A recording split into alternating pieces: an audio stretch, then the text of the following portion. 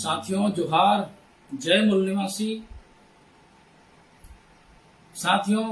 बामसेफ और राष्ट्रीय मूल निवासी संघ के छत्तीसगढ़ राज्य के 16वें राज्य अधिवेशन के मौके पर मैं आप सभी का हार्दिक अभिनंदन और स्वागत करता हूं।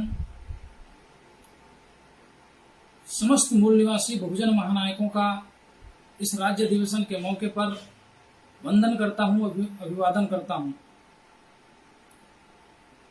और मैं बामसेफ संगठन का भी धन्यवाद ज्ञापित करता हूं, जिन्होंने आज की इस अधिवेशन के मौके पर मुझे अपनी बात रखने का अवसर प्रदान किया। आज इस कार्यक्रम में भाग लेने वाले तमाम कार्यकर्ताओं और पदाधिकारियों को का अभिनंदन करता हूं, स्वागत करता हूं, बधाई देता हूं।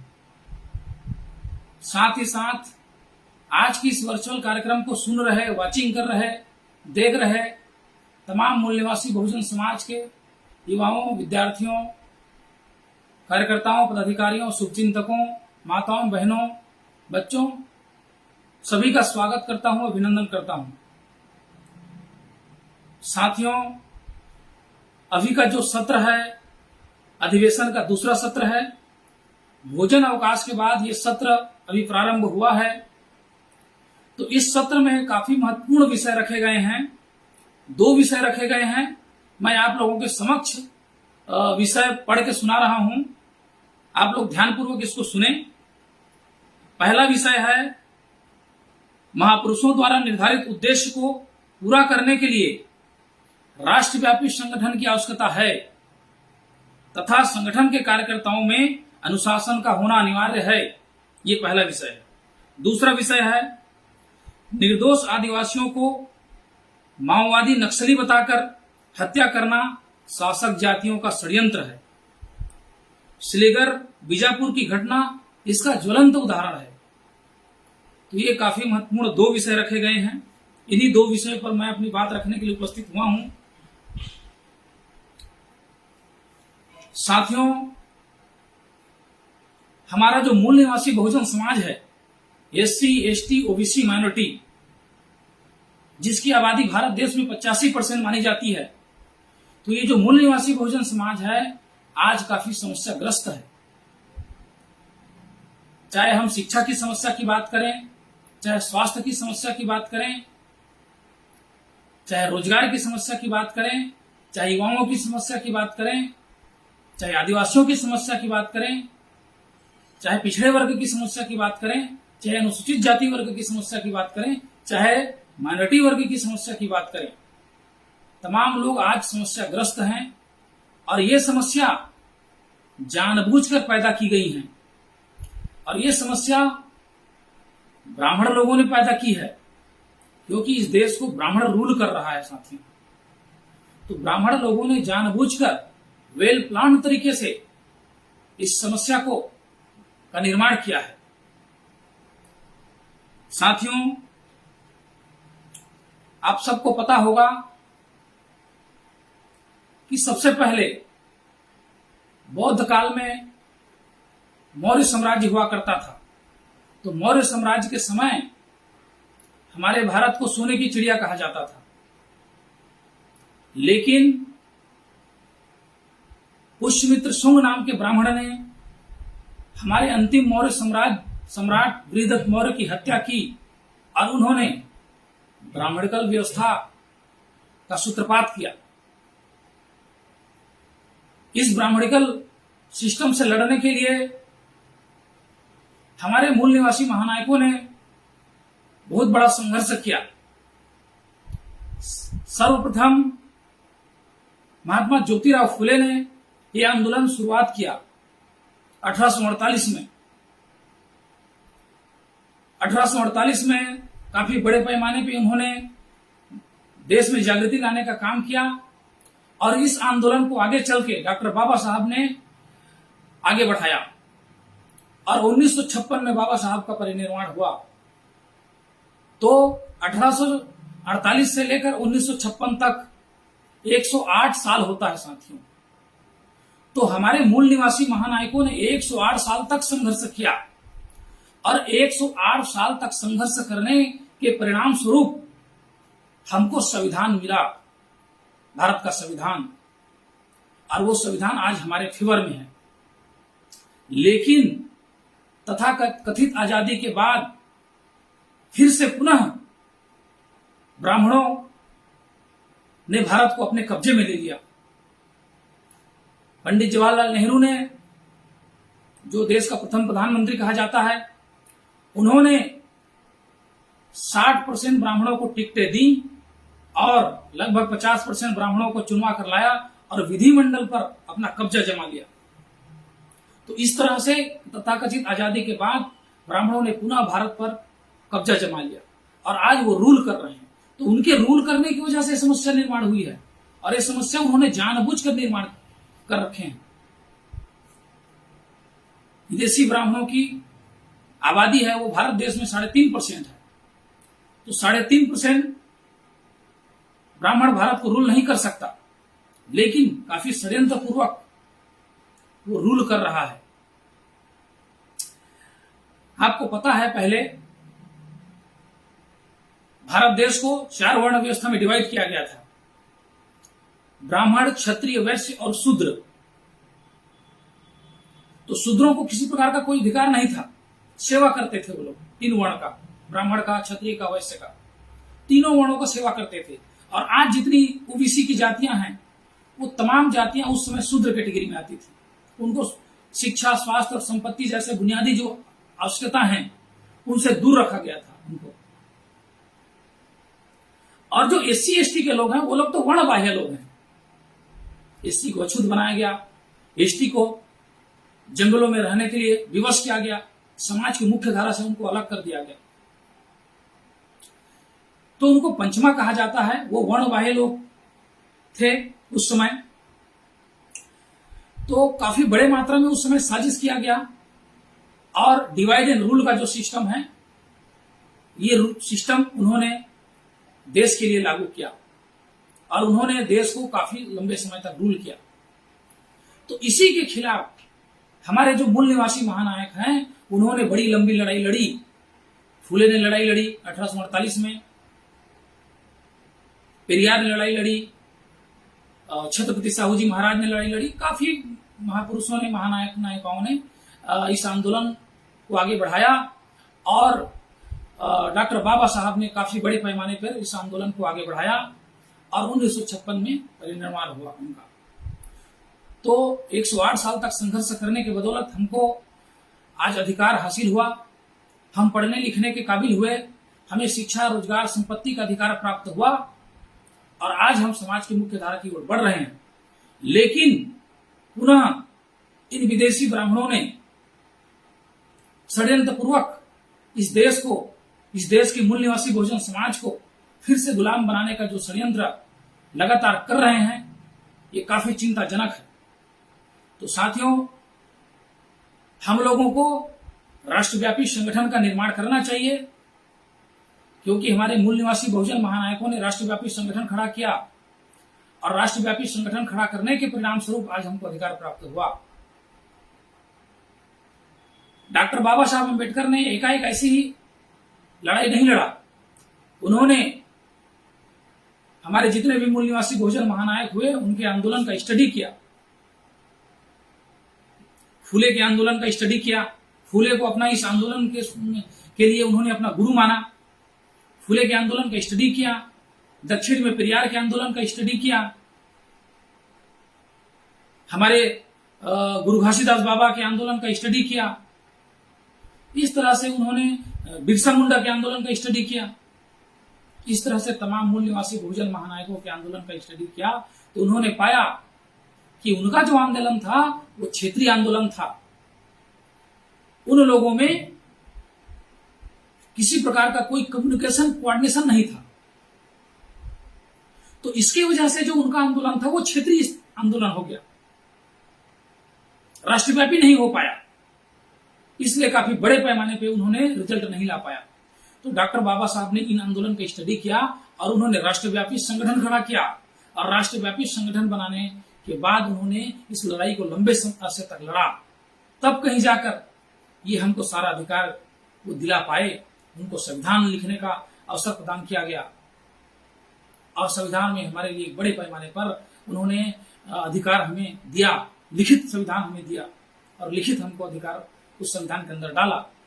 तब कहीं हम जाकर आज हम पढ़ने लिखने के काबिल हुए और आज हमारा जो हायर स्टैंडर्ड ऑफ लिविंग है, हम जॉब कर रहे हैं, बिजनेस कर रहे हैं, अच्छी अर्निंग कर रहे हैं, लाखों रुपए सैलरी ले रहे हैं, ये सब हमारे मूल निवासी बहुजन महानायकों के आंदोलन के फलस्वरूप हमें आज ये प्राप्त हुआ है साथियों।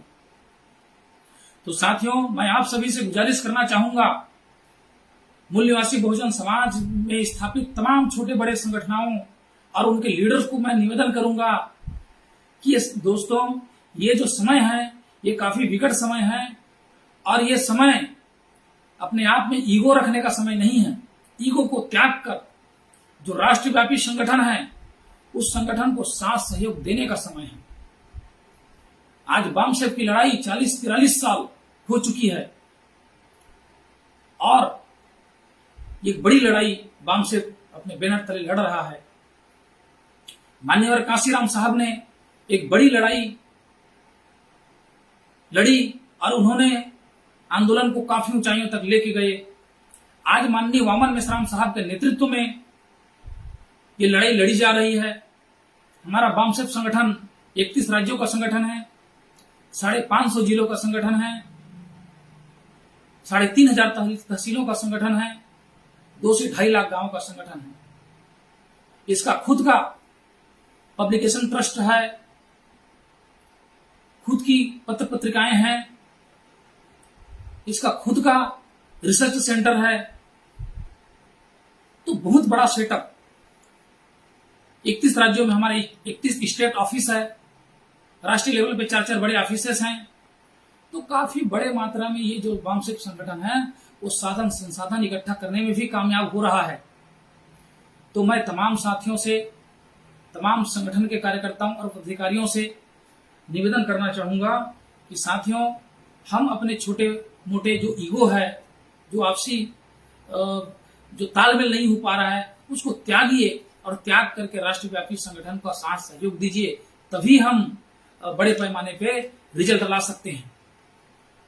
साथियों, एग्जाम्पल देना चाहूंगा। सर्वप्रथम कांग्रेस नाम के संगठन ने 1885 में कांग्रेस ब्राह्मणों ने बनाया और उन्होंने राष्ट्रव्यापी संगठन खड़ा किया। वो कोई क्षेत्रीय संगठन नहीं बनाया उन्होंने, और लगातार संघर्ष करते गए और 1947 में उन्होंने रिजल्ट लाया। अंग्रेजों को उन्होंने भगाने में कामयाब हुआ और एक लगभग 63 साल के संघर्ष के बाद वो आज उन्होंने भारत को रूल किया, वो भारत की व्यवस्था पे काबिज हो गए, रिजल्ट लाए। अभी जो भाजपा नाम की पार्टी है उसका मदर ऑर्गेनाइजेशन आरएसएस है। आरएसएस 1925 में बना, ब्राह्मणों ने बनाया, राष्ट्रव्यापी स्तर का बनाया और वो काम करते गए आज भारत को रूल कर रहे हैं, शासन व्यवस्था पे काबिज हैं। साथियों, हमने भी बामसेफ खड़ा किया, हमारे महानायकों ने बामसेफ का निर्माण किया और बामसेफ को आज 43 साल का वक्त हो चुका है, लगातार संघर्ष कर रही है और इतना लंबा संघर्ष के बावजूद हम आज इस मुकाम पे हैं और देश में हम बड़ी जागृति कर रहे हैं। तो साथियों, ये भी राष्ट्रव्यापी संगठन है, मूल निवासियों का संगठन है। हम भी एक दिन रिजल्ट लाएंगे, थोड़ा वक्त जरूर लग सकता है। तो साथियों, ब्राह्मणों ने संगठन बनाया, राष्ट्रीय लेवल का रिजल्ट लाया, हम भी राष्ट्रीय लेवल का संगठन खड़ा किए हैं, हम भी रिजल्ट लाएंगे आने वाले समय में, इसमें कोई दो राय नहीं है। बशर्ते कि आप सभी साथियों से निवेदन करूंगा कि आप सभी साथी अपने ईगो को त्याग कर इस संगठन का साथ सहयोग दीजिए, सपोर्ट कीजिए। अभी बहुजन क्रांति मोर्चा नाम का एक वैचारिक विचार मंच तैयार किया गया है, जिसमें मूल निवासी बहुजन समाज में काम करने वाले तमाम जो छोटे बड़े संगठन हैं, उन तमाम संगठनों को एक मंच में लाने का एक बहुत बड़ा प्रयास किया गया है। कॉमन मिनिमम प्रोग्राम के तहत अपना झंडा साथ रखो, अपना एजेंडा साथ रखो, अपना डंडा साथ रखो, अपना झंडा डंडा एजेंडा साथ रखो और बहुजन क्रांति मोर्चा के मंच में आ जाओ। आपको इसमें विलय होने की जरूरत नहीं है। आप अपना बैनर के साथ आइए, अपनी लीडरशिप के साथ आइए और बहुजन क्रांति मोर्चा को साथ सहयोग दीजिए, क्योंकि बहुजन क्रांति मोर्चा के बैनर तले आने वाले समय में बहुत बड़ा जन आंदोलन की तैयारी की जा रही है। तो इस बहुजन क्रांति मोर्चा का हमको सबको मिलकर साथ सहयोग देना चाहिए, क्योंकि हमारी जो समस्याएं हैं वो राष्ट्रव्यापी समस्याएं हैं, वो गली स्तर की समस्या नहीं है, कोई जिले स्तर की समस्या नहीं है, न एक प्रदेश की समस्या है, ये समस्याएं राष्ट्रव्यापी हैं। तो इसका समाधान भी राष्ट्रव्यापी होगा, और इसका समाधान राष्ट्रव्यापी होगा तो राष्ट्रव्यापी स्तर का संगठन ही इसका समाधान कर सकता है। तो वामसेप और उसके तमाम सहयोगी संगठनाएं जो राष्ट्रव्यापी स्तर के हैं, वो आज एक बड़ी लड़ाई लड़ने के लिए जन आंदोलन की दिशा में आगे बढ़ रहे हैं। तो आप सभी से बार बार मैं निवेदन करूंगा कि आप लोग इसका साथ सहयोग दीजिए। साथियों, ये जो ऑर्गेनाइजेशन है वो कैडर बेस्ड ऑर्गेनाइजेशन है, ये क्राउड बेस्ड ऑर्गेनाइजेशन नहीं है। यहाँ काफी ट्रेंड और प्रशिक्षित लोग संगठन को लीड करते हैं, और आज की तारीख में वामन मेश्राम जैसा लीडरशिप हमारे पास उपलब्ध है, तो हमें उनका फायदा उठाना चाहिए। और इस संगठन में काम करने वाले तमाम जो कार्यकर्ताएं हैं, उन तमाम कार्यकर्ताओं को संगठन के दिशा निर्देशों के अनुरूप संगठन के नियंत्रण और निर्देशन में काम करना चाहिए, तभी हम बड़े पैमाने पर रिजल्ट ला सकते हैं। संगठन के नियंत्रण और निर्देशन के बगैर यदि हम काम करेंगे तो हम रिजल्ट नहीं ला सकते। इसलिए कार्यकर्ताओं में नैतिक चरित्र का होना, उनके अंदर लीडरशिप क्वालिटी निर्माण करना निहायत जरूरी है। हमारे अंदर शासक वर्ग का गुण होना चाहिए। थोड़ा वक्त लग सकता है, क्योंकि कोई भी काम वक्त से पहले हो जाता है तो उसका परिणाम भी बुरा होता है, इसलिए वक्त लगेगा। हम जब जन्म लेते हैं तो हमारी माँ हमें 9 महीने तक अपने गर्भ में रखती है, और 9 महीने के बाद जब हम इस दुनिया में आते हैं तब हम एक मैच्योर, एक परिपक्व बच्चे के रूप में आते हैं। अगर उसके पहले हम 7 महीने में 8 महीने में आ जाएं तो भी प्रॉब्लम खड़ा हो सकता है। इसीलिए एक टाइम तो लगेगा। तो उस टाइम पीरियड में जितने भी कार्यकर्ता हैं, उन सारे कार्यकर्ताओं को एक मैच्योर्ड कार्यकर्ता के रूप में, एक परिपक्व कार्यकर्ता के रूप में अपने आप को ढाल लेना चाहिए, और संगठन के नियंत्रण और निर्देशन में हमेशा कार्य करना चाहिए। लगातार काउंसलिंग करते रहना चाहिए सीनियर लीडर्स के साथ, क्योंकि ये कैडर बेस्ड ऑर्गेनाइजेशन है, और कैडर बेस्ड ऑर्गेनाइजेशन के साथ साथ अभी ये लीडर बेस्ड ऑर्गेनाइजेशन हो चुका है। वामन मेश्राम ने कई लेयर टू लेयर लीडरशिप खड़ा किया है, और हम सभी समुदाय में, सभी जाति वर्ग समुदाय में उन्होंने लीडरशिप खड़ा किया। तो आज एक लीडरशिप की बड़ी फौज वामसेप संगठन के पास है। तो साथियों, तमाम कार्यकर्ताओं, पदाधिकारियों को संगठन के नियंत्रण और निर्देशन में रहकर काम करना चाहिए, तभी हम काफी बड़े मात्रा में रिजल्ट ला सकते हैं। और राष्ट्रव्यापी स्तर का संगठन हमको खड़ा हो चुका है। इस संगठन को सभी को साथ सहयोग देना चाहिए। तो साथियों, इस पहले विषय पे मैंने अपनी बात रखी, अब मैं दूसरे विषय पे अपनी बात रखने जा रहा हूं। दूसरा विषय है निर्दोष आदिवासियों को माओवादी बताकर, नक्सली बताकर हत्या करना शासक जातियों का षड्यंत्र है। सिलेगर बीजापुर की घटना इसका ज्वलंत उदाहरण है। साथियों, आजादी के पहले और तथाकथित आजादी के बाद आदिवासियों के ऊपर लगातार जुल्म ज्यादतियां हो रही है। उनको लगातार समाज की मुख्य धारा से अलग करने का षड्यंत्र लगातार जारी है। पहले जंगल में रहे और उधर का फल मूल कंद खाकर उन्होंने अपना जीवन यापन किया, वहीं झुग्गी झोपड़ी बनाकर रहते थे, और वो समाज की जो मुख्य धारा है वहां से कट गए। उनको शिक्षा नहीं ले पाए, शिक्षा से वंचित हो गए। जब भारत देश आजाद हुआ तो डॉक्टर बाबा साहब अम्बेडकर ने उनके लिए लिखित संविधान तैयार किया, और संविधान के अंदर एक संविधान 5वीं और 6वीं अनुसूची उनके लिए डाला। लेकिन आज वो जो 5वीं और 6वीं अनुसूची है, उनको ठीक तरह से शासक जातियों के द्वारा लागू नहीं किया जा रहा है, जिसकी वजह से आदिवासियों के ऊपर बड़ी मात्रा में समस्या बनी हुई है।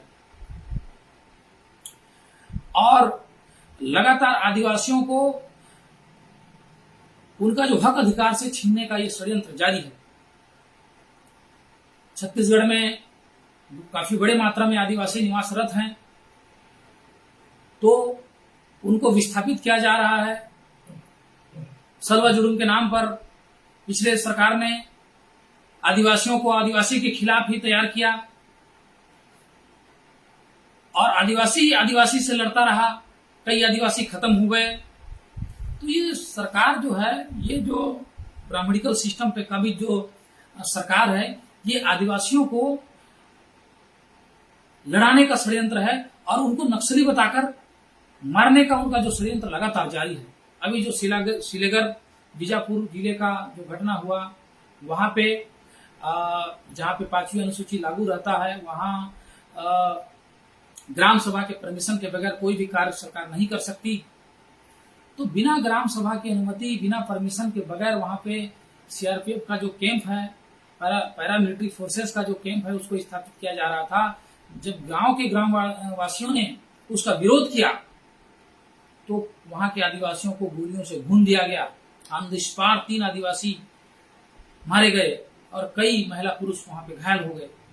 तो साथियों, ये शासक जातियों का लगातार षड्यंत्र है। उनको डराया जा रहा है, उनको गोलियों से भुना जा रहा है ताकि आदिवासी वहां से हट जाएं और सरकार अपने मनमाफिक काम कर सके। इंडस्ट्रियल बड़े बड़े जो उद्योगपति हैं उनको वहां पे स्थापित कर सके और उनकी जो 5वीं अनुसूची में उनका जो अधिकार है उसको खत्म कर सके और आदिवासियों को दूसरे जगह में विस्थापित कर सके। इसलिए ये शासक जातियों का काफी बड़े पैमाने पर षड्यंत्र है। इस षड्यंत्र को आदिवासियों को समझना चाहिए। आदिवासी समुदाय को लीड करने वाले तमाम जो लीडर्स हैं उनको समझना चाहिए और इसके लिए काफी बड़े पैमाने पर प्लानिंग करना चाहिए। और ये जो BAMSEF का जो ऑफशूट संगठन है, राष्ट्रीय आदिवासी एकता परिषद, वो भी राष्ट्रव्यापी स्तर का संगठन है और माननीय H. N. रेकवाल साहब उसके राष्ट्रीय अध्यक्ष हैं और माननीय प्रेम कुमार गडाम साहब इसके राष्ट्रीय संयोजक हैं और वो ट्राइबल रिसर्च सेंटर के भी डायरेक्टर हैं। तो इनके अंदर काफी बड़ी मात्रा में लीडरशिप क्वालिटी है और ये इंडिया को काफी बड़े मात्रा में बड़े पैमाने पर लीड कर रहे हैं। तो इन राष्ट्रव्यापी संगठन को हमको साथ सहयोग देना चाहिए ताकि हम आने वाले समय में इस तमाम तरह की समस्याओं का समाधान कर सकें, क्योंकि हमारा जो आंदोलन है वो कोई छोटा मोटा आंदोलन नहीं है। हम व्यवस्था परिवर्तन की लड़ाई लड़ रहे हैं। BAMSEF और उसके तमाम सहयोगी संगठनाएं व्यवस्था परिवर्तन की लड़ाई लड़ रहे हैं। हमारे महापुरुषों ने छोटा मोटा लड़ाई नहीं लड़ा, उन्होंने व्यवस्था परिवर्तन के लिए लड़ाई लड़ा। तो उन्हीं व्यवस्था परिवर्तन की लड़ाई को, हमारे उन्हीं महानायकों की लड़ाई को BAMSEF संगठन आगे बढ़ा रही है। BAMSEF का कोई अलग से उद्देश्य नहीं है। हमारे बहुजन महानायकों के उद्देश्य पूर्ति की दिशा में ही BAMSEF संगठन कार्य कर रही है और व्यवस्था परिवर्तन के लिए बड़े सेटअप के साथ, बड़ी व्यवस्था के साथ, बड़ी प्लानिंग और रणनीति के साथ ये संगठन आगे बढ़ रही है। साथियों, तो मैं अंतिम में फिर से एक बार पुनः आप सभी साथियों से निवेदन करूंगा कि संगठन को आप लोग साथ सहयोग दीजिए, क्योंकि समस्याएं राष्ट्रव्यापी हैं तो समाधान राष्ट्रव्यापी होगा।